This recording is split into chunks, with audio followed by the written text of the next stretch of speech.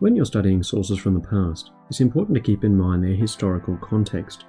But what does this mean? This video will explain historical context to you, teach you how to identify it, and step you through an example to help you out. Let's jump in.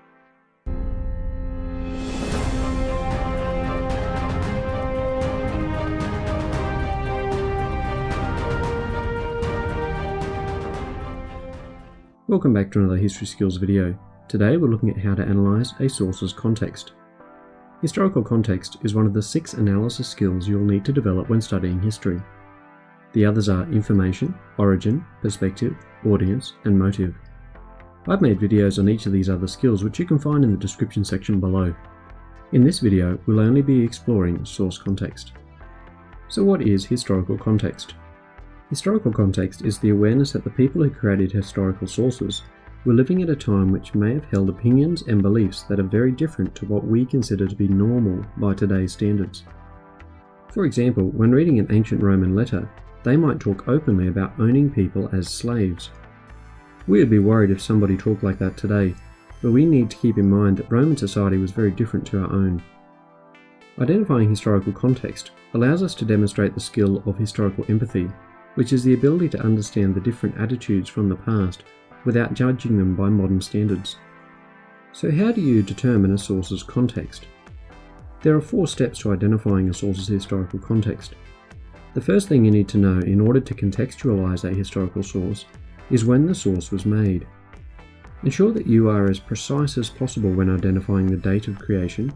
Either the century, decade, year, month, or even the exact day will help.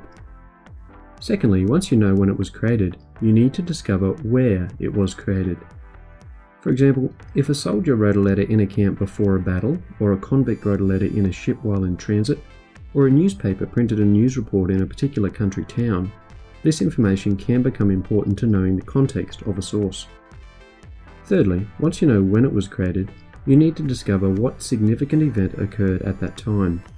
Particular events often motivated people to create sources in a specific way.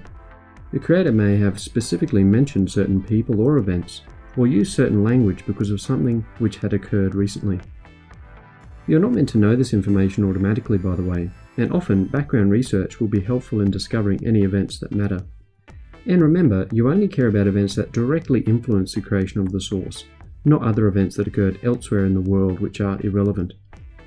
Finally, carefully read the information in the source to identify specific language, ideas, and terminology that you need to learn more about in order to make sense of the source.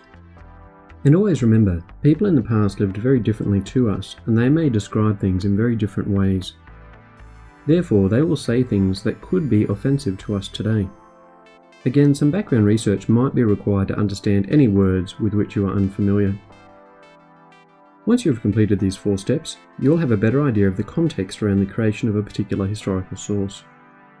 Now that you know what source context is and how to identify it, let's look at an example.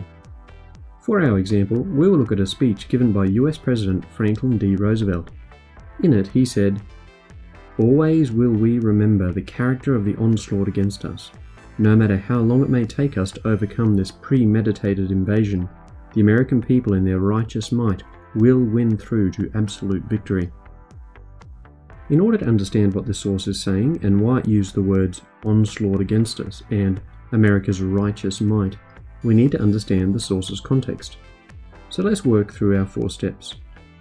Firstly, when was it made? Well, this speech was delivered on the 8th of December 1941. Next, where was it created? The speech was delivered during a meeting of the US Congress. Number 3, what significant event had occurred?